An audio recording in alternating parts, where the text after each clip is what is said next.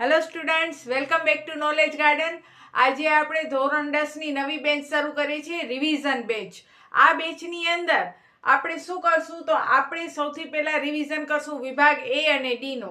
Revision બેચની અંદર બધા જ ચેપ્ટરનું રિવિઝન થશે, પણ બ્લુ પ્રિન્ટ પ્રમાણે. બોર્ડની જે બ્લુ પ્રિન્ટ છે, બોર્ડની અંદર જે પ્રમાણે તમને દાખલા પૂછાય છે એ રીતે આપણે રિવિઝન કરશું, જેથી કરી અને પેપર લખવા તમને ઘણી બધી સરળતા રહે. તો સૌથી પહેલા આપણે જોઈએ કે વિભાગ ડી ની અંદર કયા કયા ચેપ્ટર પૂછાય છે. તો ફરીથી એકવાર જોઈ લે કે છઠ્ઠા ચેપ્ટરના 2 પ્રશ્ન હશે વિભાગ ડી ની અંદર, ચોથા ચેપ્ટરનો એક ક્વેશ્ચન, પાંચમા ચેપ્ટરનો એક ક્વેશ્ચન હશે, 13મો આંકડાશાસ્ત્ર જે બધાને ગમે છે એના 2 ક્વેશ્ચન હશે, અને 14મો ચેપ્ટર સંભાવના એના પણ 2 ક્વેશ્ચન હશે. અને મોસ્ટ ઓફ વિદ્યાર્થીની ચોઈસ પણ આ જ રીતે હોય છે કે સૌથી પહેલા 2 આંકડાશાસ્ત્રના દાખલા, 2 સંભાવનાના દાખલા અને છઠ્ઠા ચેપ્ટરનો એક પ્રમેય અથવા દાખલો અથવા રાઇડર કંઈ પણ હોઈ શકે, તો એ ચોઈસ કરતા હોય છે. અને આવી રીતે એ લોકો પોતાના 5 દાખલા કમ્પ્લીટ કરતા હોય છે. 8 પ્રશ્નો હોય છે, 5 કરવાના હોય છે. તો અત્યારે વિદ્યાર્થીની ચોઈસ પ્રમાણે જ આપણે રિવિઝન કરશું. તો રિવિઝનની શરૂઆત આપણે આંકડાશાસ્ત્રથી કરશું. અત્યારે જે આંકડાશાસ્ત્રના દાખલા કરાવશું એ વિભાગ ડી પ્રમાણે હશે કે વિભાગ ડી ની અંદર કઈ કઈ પ્રકારના તમને આંકડાશાસ્ત્રના દાખલા પૂછી શકે છે, અને એ જ દાખલા ઉપર આપણે ફોકસ કરશું ને એ જ દાખલા આપણે ફરીથી ગણશું. ત્યાર પછી આપણે 14મો ચેપ્ટર સંભાવના કરશું, પછી છઠ્ઠો ચેપ્ટર જેની અંદર બધા રાઇડર ને દાખલા, અને ત્યારબાદ ચોથો અને 5મો ચેપ્ટર પણ કરશું. પછી આની સાથે સાથે વિભાગ ડી ની સાથે સાથે રોજ આપણે વિભાગ એ પણ ક્લિયર કરવાનો છે. મેં તમને કીધું તો એ પ્રમાણે કોઈ પણ વિદ્યાર્થી નબળો નથી હોતો, નબળા છો જ નહીં અને તમારે ઝૂકવાનું પણ નથી. તો અહીંયા કને તમારે કેવી રીતે આગળ વધશો, તો વિભાગ ડી ની સાથે સાથે તમારે વિભાગ એ કરવાનો છે. રોજ વિડીયોના અંતે તમને 10 થી 20 MCQs આપીશ, તમારે સોલ્વ કરવાના હશે, અને બીજા દિવસના વિડીયોમાં એના મેં આન્સર આપેલા હશે, ચેક કરવાના હશે. એટલે વિભાગ ડી ની સાથે સાથે વિભાગ એ ની તૈયારી પણ થશે. અને વિભાગ એના જે પણ હું તમને ક્વેશ્ચન આપીશ MCQs, એ બોર્ડની પેપરમાં પૂછાયેલા બધા ક્વેશ્ચનો છે, એટલે બધા મોસ્ટ આઈએમપી ક્વેશ્ચનો છે, એટલે સોલ્વ તમે જરૂરથી કરજો. તો હવે આજે આપણે શરૂ કરીએ આજનો વિડીયો, જેમાં આપણે આંકડાશાસ્ત્ર લેશું, અને આંકડાશાસ્ત્રમાં વિભાગ ડી ની અંદર કયા કયા પ્રશ્ન પૂછાય છે તે જોશું. અને વિડીયોને અંત સુધી જોજો, જેથી કરીને તમને જે 15 થી 20 MCQs મળે એ તમારે સોલ્વ કરવાના રહેશે, જેથી કરીને તમારી પ્રેક્ટિસ થાય. તો શરૂ કરીએ હવે આપણે આજે આંકડાશાસ્ત્ર. આંકડાશાસ્ત્રની અંદર મૂળ આપણે 3 વસ્તુ કરતા હોય છે: મધ્યક, મધ્યસ્થ અને બહુલક. પહેલા થોડોક આપણે પાયાનું નોલેજ લઈ લઈએ, પછી જ આપણે રિવિઝન શરૂ કરીએ, જેથી કરીને કોઈ પણ વિદ્યાર્થીને પ્રોબ્લેમ્સ ન થાય. મધ્યકની અંદર કેટલી રીતો છે પહેલા એ તમને ખબર હોવી જોઈએ. તો મધ્યકમાં એક આવશે સીધી રીત, અથવા એને પ્રત્યક્ષ રીત પણ કહેવાય. ક્યારેક કરાય આ રીત, તો જ્યારે પણ FI અને XI ના આંકડા ખૂબ જ નાના હોય, 1 થી 9 ની અંદર હોય, ત્યારે આપણે આ સીધી રીત કરીએ છીએ. એનો સૂત્ર આવે છે x બાર બરાબર સિગ્મા FI XI છેદમાં સિગ્મા FI. બરોબર, આ સૂત્રથી આપણે કરીએ છીએ. ક્યારેક દાખલામાં ચોખવટ ન કરી હોય ને તમને આ રીત કરવી હોય તો પણ તમે કરી શકો છો. પછી આવશે ધારેલા મધ્યકની રીત.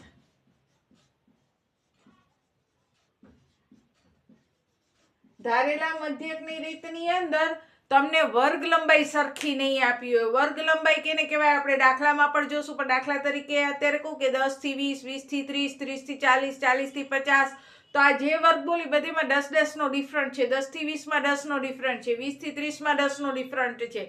તો વર્ગ લંબાઈ સરખી હોય તો વિચલનની રીત કરાય, પદ વિચલનની રીત. ને જો વર્ગ લંબાઈ સરખી ન હોય, 10 થી 14 હોય, પછી 15 થી 20 હોય, પછી 20 થી 30 હોય, તો અહીંયા જુઓ વર્ગ લંબાઈ સરખી નથી, તો ધારેલા મધ્યકની રીત કરાય, અને એનો સૂત્ર આવશે x બાર બરાબર a વત્તા સિગ્મા FI DI છેદમાં સિગ્મા FI.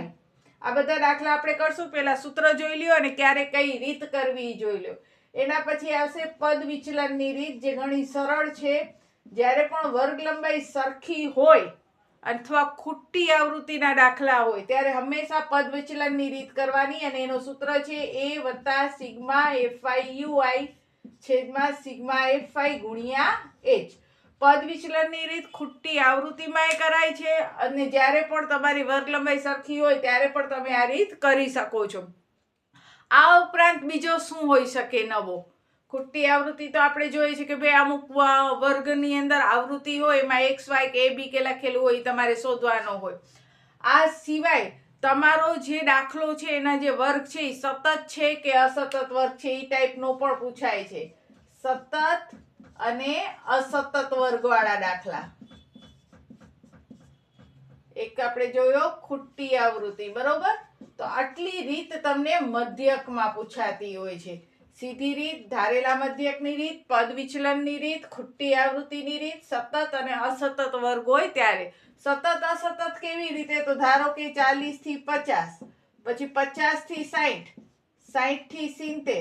તો એ જો આ 50 તો 50 રિપીટ થયો, 60 તો 60 રિપીટ થયો. આવી રીતે રિપીટ થતા હોય તો સતત કહેવાય. તો ડાયરેક્ટ તમે પદ વિચલનથી કરી શકો છો. પણ ક્યારેક અસતત હોય તો 50 પછી અહીંયા આવશે 51, 60 પછી અહીંયા આવશે 61. તો જો અહીંયા આંકડા રિપીટ નથી થતા. જ્યારે આંકડા રિપીટ ન થાય ત્યારે આવા વર્ગને પહેલા સતતમાં ફેરવવા પડે. સતતમાં ફેરવ્યા પછી જ દાખલો કરવાનો, એ તમારા માટે વધારે સુટેબલ રહેશે. તો આટલી રીત આપણે મધ્યકની કરવાની છે. પછી આવશે મધ્યસ્થની વાત. મધ્યસ્થની અંદર કઈ કઈ રીત આવી શકે છે? તો મધ્યસ્થમાં આપણે જોઈએ તો એની અંદર સામાન્ય એનો જે સૂત્ર છે m બરાબર l વત્તા n દુત્યાંશ માઇનસ cf છેદમાં f ગુણ્યા h. વન એન્ડ ઓનલી આ એક એનો સૂત્ર છે વિભાગ ડી માટે. આની અંદર કા બધું આપી દીધું હોય, ખાલી મધ્યસ્થ શોધવાનું હોય. અને ક્યારેક આની અંદર પણ ખોટી આવૃત્તિ હોય. હવે જો ખોટી આવૃત્તિ હોય ને ત્યારે તમને મધ્યસ્થ આપી દીધો હોય. મધ્યસ્થ આપી દીધો હોય તો તમારે મધ્યસ્થને ટાર્ગેટમાં લઈ અને CF ને F ને L ને એ શોધવાના હોય. અને જો ખોટી આવૃત્તિ ન હોય તો તમારો જે સિગ્મા FI છે એને જ આપણે n કહીએ છીએ. n દુત્યાંશ કરો એટલે કે એના અડધા કરો ને એ રકમ તમારા CF માં ક્યાં આવે છે ત્યાં શોધી અને દાખલો કરી શકાય છે. આ વસ્તુ તમે જ્યારે દાખલો ગણશો ત્યારે જ હું તમને પ્રોપર સમજાવી શકીશ કે કેવી રીતે કહું છું.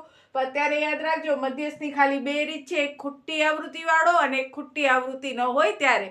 ખોટી આવૃત્તિ ન હોય ત્યારે n દુત્યાંશ શોધી અને દાખલો આગળ થશે. અને ખોટી આવૃત્તિ હોય ત્યારે આપણે મધ્યસ્થનો ઉપયોગ કરશું. પછી આવે છે બહુલકની રીત. બહુલકની રીત છે વિભાગ ડી માં બહુ ઓછી પૂછાય છે, અથવા સમજી લો ને કે 10% જેટલી જ પૂછાય છે. પણ 10%માં જો આ બહુલક પૂછાય તો કેવો પૂછાય છે? તો ખાસ કરીને ખોટી આવૃત્તિ વાળો જ હોય છે બહુલક. તો આવી રીતે વિભાગ ડી ની અંદર તમને આંકડાશાસ્ત્રની આટલી રીત આવડવી જોઈએ. હવે આપણે આ બધી રીતના એક એક દાખલા જોઈએ. ખાસ કરીને આ સીધી રીત છે એ વિભાગ ડી માં મોસ્ટ ઓફ પૂછાતી નથી. પૂછાશે કઈ? 90% નહીં, 70% પદ વિચલન, 30%માં ધારેલો મધ્યક ને બાકી હોય છે મધ્યસ્થ. જો મધ્યક પૂછાય તો પદ વિચલન અથવા ધારેલો મધ્યક, ને મધ્યસ્થ પૂછાય તો ખોટી આવૃત્તિ અથવા સિમ્પલ. બરોબર. તો આ રીતે તમને પૂછાય છે. હવે આપણે જેટલા પણ જૂના પેપરો છે જેની અંદર મધ્યકના દાખલા વિભાગ ડી ની અંદર પૂછાઈ ગયા છે, આંકડાશાસ્ત્રના દાખલા વિભાગ ડી ની અંદર પૂછાઈ ગયા છે. ઘણી બધી બુકો આવે છે, જેમ કે મારી ફેવરેટ બુક છે વિનય સ્કૂલ, જેની અંદર 12 પેપર હોય છે, બહુ સારી હોય છે. એ પેપર સેટ જે છે એ પણ બહુ સારો હોય છે. ને એ વિનય સ્કૂલ જે છે એ ફ્રીમાં જ બધા સ્ટુડન્ટોને આપતા હોય છે. અને બીજી પણ ઘણી બધું મટીરિયલ હોય છે 10માનું. અને બોર્ડના પણ મારા કને ઘણા બધા પેપરો છે. તો આ બધા પેપરોમાંથી આપણે આંકડાશાસ્ત્રમાંથી વિભાગ ડીમાં કયા કયા મોસ્ટ આઈએમપી દાખલાઓ છે કે જે તમને પૂછાય છે, રિવિઝનમાં આપણે આ બધા મોસ્ટ આઈએમપી દાખલા જ કરશું. તો હવે શરૂ કરીએ આપણે આપણા દાખલાઓ. તો જોઈએ હવે દાખલો વર્ગ 20 થી 60, 60 થી 100, 100 થી 150, 150 થી 250, 250 થી 350 ને 350 થી 450. અહીંયા જોઈએ તો આંકડા રિપીટ થાય છે. 60 તો 60, 100, 150, 250, 350 આંકડા રિપીટ થાય છે એટલે સતત આવૃત્તિ વિતરણ છે. એટલે આપણે હવે વર્ગને ફેરવવાનો નથી. પછી જોઈએ તો ખોટી આવૃત્તિ પણ નથી. હવે વર્ગ લંબાઈ ચેક કરીએ. 20 થી 60 નો ડિફરન્ટ કેટલો હોય? 40 નો. કારણ કે 60 માંથી 20 બાદ કરો તો 40, 100 માંથી 60 બાદ કરો તો એ 40. પણ 150 માંથી 100 બાદ કરો તો 40 રહેતા નથી, 50 રહે છે. એટલે અહીંયા બે વર્ગનો ડિફરન્ટ 40 છે. અહીંયા વર્ગનો ડિફરન્ટ આવ્યો 50. પછી નીચે જોશો તો નીચે વર્ગનો ડિફરન્ટ આવે છે 100 નો. એટલે કે દરેક સમયે વર્ગનો ડિફરન્ટ બદલતો જાય છે. અહીંયા 40, અહીંયા 40, અહીંયા 50, તો અહીંયા કને 100. એટલે કે અહીંયા કને વર્ગ લંબાઈ કેવી છે? જુદી જુદી છે. કારણ કે બધી બાજુ વર્ગ લંબાઈ એક સરખી નથી. 20 થી 20માં 40 ઉમેરો 60, 60માં 40 ઉમેરો 100, પણ 100માં 50 ઉમેરો તો 150 થાય ને 150માં 100 ઉમેરો તો 250 થાય. એટલે વર્ગ લંબાઈ જુદી જુદી છે, એટલે આપણે ડીઆઈ વાળી ધારેલા મધ્યકની રીત કરવાની. તમને વર્ગ અને એફઆઈ તો આપી દીધો હશે. મધ્યકની કોઈ પણ રીત હોય તો તમારે શરૂઆત એક્સઆઈ થી કરવાની.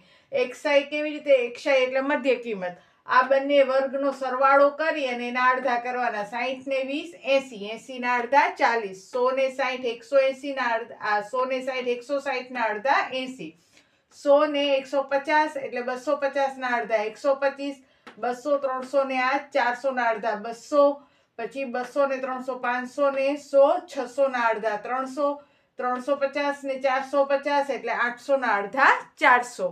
એટલે કે આ થશે તમારો એક્સઆઈ. વર્ગનો સરવાળો કરી એના અડધા કરી નાખવાના, એ તમારી એક્સઆઈ થાય. હવે ડીઆઈ. તો ડીઆઈ ની અંદર બને ત્યાં સુધી સૌથી નાની રકમ હોય ને ઉવા તમારે એ ધારવાનું. જો ખોટી આવૃત્તિ હોય તો પદ વિચલનની રીત કરશું. એટલે કે જ્યારે પણ તમને ડીઆઈ વાળી રીત કે ત્યારે સૌથી નાની રકમને ટાર્ગેટ તમારે બનાવવાનો, તો તમને દાખલો બહુ સરળ પડશે. અહીંયા તમને હું એવી ટ્રીકો આપીશ કે જેથી તમને દાખલો સરળ પડે. તો જ્યારે પણ તમને ધારેલા મધ્યકની રીત કરવાની હોય, વર્ગ લંબાઈ સરખી ન હોય ત્યારે હંમેશા તમારે એક્સઆઈમાં સૌથી નાની રકમ જોવાની ને ઉવા કને એ ધારવાનું. એટલે 40 કને મેં અહીંયા એ ધાર્યું એટલે 0, પછી 80 માંથી 40 જાય તો 40, 125 માંથી 40 જાય તો 85, 200 માંથી 40 જાય તો 160, 300 માંથી 40 જાય તો 260 ને 400 માંથી 40 જાય તો 360. તો આ થઈ ગયો તમારો ડીઆઈ. ડીઆઈ નો મતલબ થાય એક્સઆઈ માઇનસ એ. પછી એફઆઈ ડીઆઈ. હવે ભૂલ ન થવી જોઈએ, કારણ કે ઘણીવાર ઉતાવળમાં તમે શું, મારાથી પણ ભૂલ થતી હોય કે એફઆઈ ડીઆઈ ને ગુણાકાર કરવું એક્સઆઈ ડીઆઈ નો, તો એ ભૂલ ન થવી જોઈએ. એમાં બહુ ચોકંદાર રહેવાનું. 7 ગુણ્યા 0 એટલે 0, કારણ કે એફઆઈ અને ડીઆઈ નો ગુણાકાર કરવાનો છે. 5 ચોક 20 ને મીંડો એટલે 200, 16 ગુણ્યા 85 કરશો તો 1360, 12 ગુણ્યા 160 કરશો તો 1920, 2 ગુણ્યા 260 કરશો તો 520 ને 3 ગુણ્યા 360 કરશો તો 1080. એટલે એફઆઈ ડીઆઈ, એફઆઈ ગુણ્યા ડીઆઈ એટલે આ બે ખાનાનો ગુણાકાર કરવાનો. હવે એનો આપણે સરવાળો કરશું, જેને આપણે કહીશું સિગ્મા એફઆઈ ડીઆઈ. તો આ બધી રકમનો સરવાળો કરો ને સરવાળો કરવા ટાણે રકમની નીચે જ આંકડો આવે, આંકડાની નીચે આંકડો આવે એવી રીતે તમે ગોઠવો ને તો જ તમારા સરવાળા સાચા પડે. ઘણા વિદ્યાર્થીઓ આડેધડ લખતા હોય, એને લીધે પછી સરવાળો એનો ખોટો પડતો હોય છે. તો આંકડાની નીચે આંકડો આવે એવી જ રીતે હંમેશા ગોઠવવાનો, તો જવાબ આવશે આ બધેનો સરવાળો થશે 5080, જેને આપણે સિગ્મા એફઆઈ ડીઆઈ કહીએ છીએ. એફઆઈ નો એ સરવાળો કરવાનો, જેને સિગ્મા એફઆઈ કહેવાય. સિગ્મા એટલે સરવાળો. તો સિગ્મા એફઆઈ થયો 45. હવે આપણો સૂત્ર x બાર બરાબર a વત્તા સિગ્મા એફઆઈ ડીઆઈ છેદમાં સિગ્મા એફઆઈ. એ એટલે કેટલા ધાર્યા છે? 40, વત્તા સિગ્મા એફઆઈ ડીઆઈ 5080 ભાગ્યા સિગ્મા એફઆઈ 45. 45 વડે 5080 ને ભાગો. જો જેને છેદ ઉડાડતા ના આવડે તો એ ડાયરેક્ટ ભાગાકાર કરે. છેદ ઉડાડતા આવડે તો અહીંયા તમે છેદ પણ ઉડાડી શકો છો. જેમ કે અહીંયા 5 ને 0 છે, એકમના સ્થાને અહીંયા 0 ને અહીંયા 5 છે, તો 5 વડે ઉઠશે. 5 એકા 5 0, 5 એકા 5 એટલે 3 વધશે એટલે 5 6 30, અને અહીંયા કરે 9 50 45. હજી આને ઉડાડો હોય તો ઉડાડે, અથવા 9 ભાગ્યા 1016 કરશો એટલે તમારો જવાબ આવશે 112.8888 આવ્યા કરશે. 112 માં 40 ઉમેરો 152.888.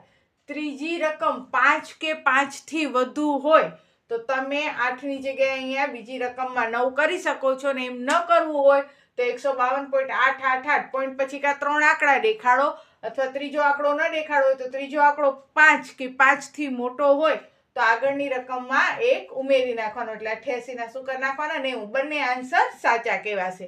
હવે આવો જ એક દાખલો આપણે બીજો ગણશું, 55 થી 52, 53 થી 55 વાળો. પણ અહીંયા જોશો તો અહીંયા કને જો બધી રકમ છે રિપીટ થાય છે, પણ અહીંયા જો 50 થી 52 રિપીટ નથી થતા, તો કઈ કહેવાય રીત? હા, પ્રતિમાએ કીધું કે બેન આ અસતત આવૃત્તિ વિતરણ છે. તો હવે આપણે કરીએ આ અસતત આવૃત્તિ વિતરણનો દાખલો. હવે જોઈએ આપણે આ અસતત વાળો દાખલો. 50 થી 52, પછી જોઈએ 52 રિપીટ નથી, 53 છે. પછી 53 થી 55, પછી અહીંયા 55 રિપીટ નથી, 56 છે. તો જ્યારે પણ આ ટાઈપનો દાખલો હોય તો આ અસતત વર્ગવાળો દાખલો છે એને આપણે પહેલા સતત વર્ગમાં ફેરવવાનો. એટલે આપણે શું કરશું, પહેલી જે રકમ છે 50 એમાંથી 0.5 બાદ કરવાના. જો અહીંયા બાદ કરીને તમને દેખાડું છું. 50 માંથી બાદ કરો 0.5. અહીંયા પોઈન્ટ નથી તો પોઈન્ટની ઉપર પોઈન્ટ કરીને 0, આવી રીતે બાદ બાકી કરવાની. અહીંયાથી 10 ખોલ્યો એટલે અહીંયા 4 ને અહીંયા 10 થાય, અહીંયાથી 10 ખોલ્યો તો અહીંયા 9 થાય ને અહીંયા 10 થાય, 10 માંથી 5 જાય 5, એટલે જવાબ આવશે 49.5. તો આવી રીતે તમારે બાદબાકી કરવાની, પોઈન્ટની નીચે પોઈન્ટ આવે એવી રીતે. તો 50 માંથી 0.5 બાદ કરો તો 49.5. પહેલી રકમમાંથી અધસીમા અને ઉર્ધ્વસીમા, તો પહેલી રકમમાંથી 0.5 બાદ કરવાનો અને બીજી જે છે એની અંદર 0.5 તમારે ઉમેરવાનો, એટલે 52.5 લખવાના. હવે વારંવાર નહીં કરવાનું, બસ આમાંથી 0.5 કાઢી નાખ્યા અને આમાં 0.5 ઉમેરી દીધા. હવે આ રકમ રિપીટ કરો 52.5 અને આ રકમમાં 0.5 ઉમેરો. વરી રકમ રિપીટ કરો, આ રકમમાં 0.5 ઉમેરો. વરી આ રકમ રિપીટ કરો અને આલી રકમમાં 0.5 ઉમેરો. વરી આ રકમ રિપીટ કરી 64.5, એટલે કે છેલ્લી રકમમાં 0.5 ઉમેરો. એટલે આ થઈ ગયો આપણો સતત. હવે એક્સઆઈ એટલે આ બેનો સરવાળો કરાય. હવે જો પોઈન્ટ વાળો સરવાળો તમને અઘરો લાગે તો તમારે આ વર્ગના સરવાળા કરવાના. આનો સરવાળો કરો કે આનો સરવાળો કરો, જવાબ સેમ જ આવશે. 50 ને 52 એટલે 102. 102 ના અડધા 51. હવે જોઈએ વર્ગ લંબાઈ સરખી છે તો જુઓ તન વધતા જાય છે. અહીંયા પણ જોશો તો તન વધતા જાય છે. તો આમાં પણ તમારે 3 વધારવાના. 51 માં 3 વધારો 54, 54 માં 3 વધારો 57, 57 માં 3 વધારો 60, 60 માં 3 વધારો 63. લાસ્ટ વાળો એકવાર ચેક કરી લેવાનો. 62 વત્તા 64 કરો, એનો કેટલો આન્સર આવે છે, એના અડધા 63 થાય છે કે નહીં ચેક કરી લેવાના. પછી આપણે કરશું યુઆઈ ની અંદર માઇનસમાં જવાબ ન આવે, અથવા ઘણા બધા વિદ્યાર્થીઓ હોય છે કે જેને માઇનસ ને પ્લસ માઇનસમાં ઘણી બધી ભૂલ કરતા હોય છે. તો હું ખાસ કરીને એક્સઆઈમાં જો ખોટી આવૃત્તિવાળો દાખલો ન હોય તો સૌથી પહેલાં જ એ ધરાવી લઉં છું. કારણ કે સૌથી પહેલાં તમે એ ધારશો તો માઇનસવાળા આંકડા જ નહીં આવે, ને માઇનસવાળા આંકડા નહીં આવે તો તમારી જે પ્લસ માઇનસમાં ભૂલ થાય છે એના ચાન્સીસ ઓછા થઈ જશે. તો સૌથી પહેલા યુઆઈ, એમાં પહેલા 51 માં મેં એ ધાર્યું એટલે અહીંયા આવશે 0, 1, 2, 3, 4, કારણ કે પદ વિચલનની રીત છે, વર્ગ લંબાઈ સરખી છે. તો સીધો 0, 1, 2, 3, 4 લખવાનો ને ફર્સ્ટ જ સૌથી પહેલા જ એ ધારી લેવાનો. પણ જો ખોટી આવૃત્તિ હોય તો સૌથી પહેલા એ ધારવાનું નહીં. ખોટી આવૃત્તિ હોય તો ખોટી આવૃત્તિની સામે જ એ ધારવાનો. પણ અહીંયા ખોટી આવૃત્તિ નથી ત્યારે પદ વિચલનની રીત હોય, અને પદ વિચલનની રીત ક્યારે કરાય, જ્યારે વર્ગ લંબાઈ સરખી હોય ત્યારે. તો આપણી વર્ગ લંબાઈ સરખી છે એટલે આપણે પદ વિચલનની રીત કરીએ છીએ, ને ખોટી આવૃત્તિ નથી તો સૌથી પહેલા એ ધારી ને ત્યાં કને 0 લખી નાખ્યો એટલે 1, 2, 3, 4 આવી જશે. કારણ કે યુઆઈ નો અર્થ થાય એક્સઆઈ માઇનસ એ ના છેદમાં એ જ, પણ ગણતરી વગર તમે ડાયરેક્ટ આ લખી નાખવાનું. હવે એફઆઈ ગુણ્યા યુઆઈ, તો 15 ગુણ્યા 0, 0, 110, એકા 110, 135 તું 270, 115 તેરી 345 ને 25 ચોકું 100. ધ્યાન રાખજો એફઆઈ ગુણ્યા જ યુઆઈ થવો જોઈએ, ભૂલથી આ બંનેમાંથી કોઈ ખાનો આવે નહીં. હવે એફઆઈ યુઆઈ નો સરવાળો કરો. Sigma FI UI 825, sigma FI 400. હવે સૂત્રમાં કિંમત મૂકે. સૂત્ર ખાસ યાદ રહેવા જોઈએ બધેના. તો x બાર બરાબર a વત્તા સિગ્મા એફઆઈ યુઆઈ છેદમાં સિગ્મા એફઆઈ ગુણ્યા h. a એટલે 51, sigma FI UI 825, sigma FI 400 ગુણ્યા વર્ગ લંબાઈ 3 વધે છે એટલે 3. હવે 51, 825 ગુણ્યા 3 કરો તો 2475 ભાગ્યા 400. આ બેનો કાયદેસર ભાગાકાર કરો તો 6.1875. 51 માં 6 ઉમેરો તો 57, 18.75 ને મેં તમને હમણાં કીધું એ પ્રમાણે પોઈન્ટ પછી 3 આંકડા લેવાના અને ત્રીજો આંકડો 5 કે 5 થી મોટો હોય તો આગળની સંખ્યા વધારી નાખવાની, એટલે 57.19. તો આજે આપણે કરી આ બે રીત. એક કરી કઈ તો સતત આવૃત્તિ એટલે કે અસતત આવૃત્તિ વિતરણ હતો એને આપણે સતત આવૃત્તિ વિતરણમાં ફેરવ્યો. એક આપણે એ રીત કરી અને એક જેની અંદર વર્ગ લંબાઈ સરખી નથી એટલે ધારેલા મધ્યકની રીત કરી. એટલે બે રીત થઈ આપણી. એક ધારેલા મધ્યકની રીત અને બીજી અસતત આવૃત્તિની રીત થઈ. આ બંનેનો એક એક દાખલો હું તમને અત્યારે હોમવર્કમાં આપીશ તો એ પણ તમારે કરવાનો, એટલે તમને આ રીત સમજાણી કે નહીં, તમે એ રીતે પ્રેક્ટિસ કરી શકો છો કે નહીં. જે હોમવર્કમાં આપું છું ને અત્યારે જે આપું છું બધા બોર્ડમાં પૂછાયેલા અને આઈએમપી દાખલા છે એટલે તમે ગણજો.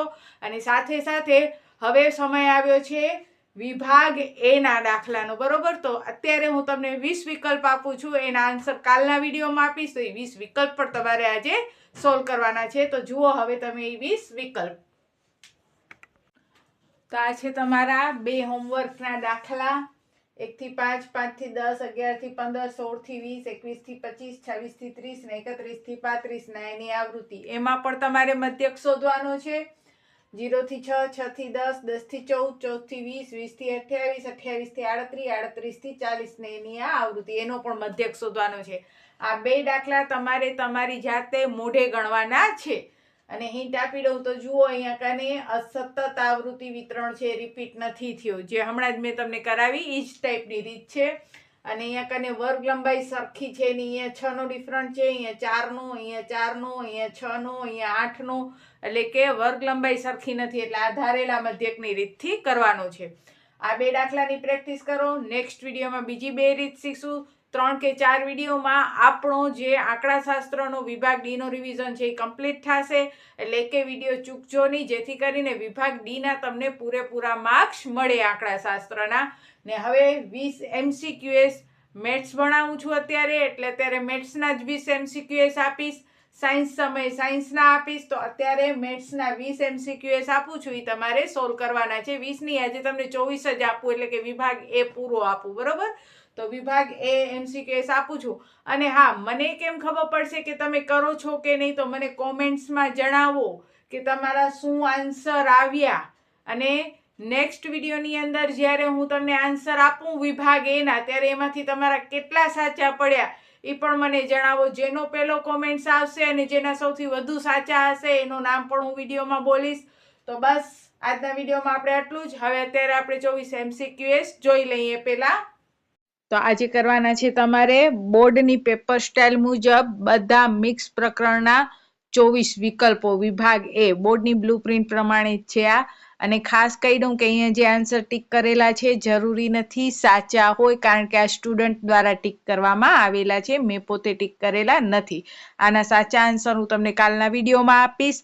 આજે તમે આ જે વિભાગ એ 24 વિકલ્પો આપેલા છે, 24 હેતુલક્ષી, તો તમારે એના આન્સર તમારી રીતે ક્લિયર કરવાના છે. એના માટે તમે એને સ્ક્રીનશોટ પાડી લેવાનો, જેથી કરીને તમે આરામથી પછી એ દાખલા કરી શકો. તો સૌથી પહેલા આ 1 થી 5 સ્ક્રીનશોટ પાડી લ્યો. પછી એ નિરાતે તમે દાખલા ગણો અને શું આન્સર આવ્યો એ કાલે તમે ચેક કરજો. પછી આ 6 થી 9,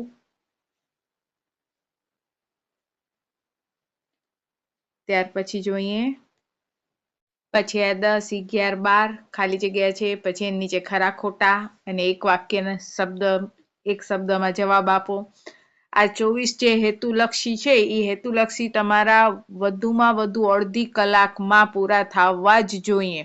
એટલે જ્યારે પણ તમે આ 24 વિકલ્પ સોલ્વ કરવા બેસો ત્યારે ઘડિયાળ જોઈને બેસજો, અને અડધી કલાકમાં તમારું આ કામ કમ્પ્લીટ થવું જોઈએ. જો અડધી કલાકમાં તમે આ 24 સોલ્વ કરી લીધા તો બોર્ડની અંદર તમને પેપરમાં સમય ઓછો પડશે નહીં. તો બસ આજના વિડીયોમાં આટલું જ. કાલે હું તમને આના આન્સર આપીશ. ત્યાં સુધી બધાને જય હિન્દ, જય ભારત. સૌ ભણે, સૌ આગળ વધે. Best of luck.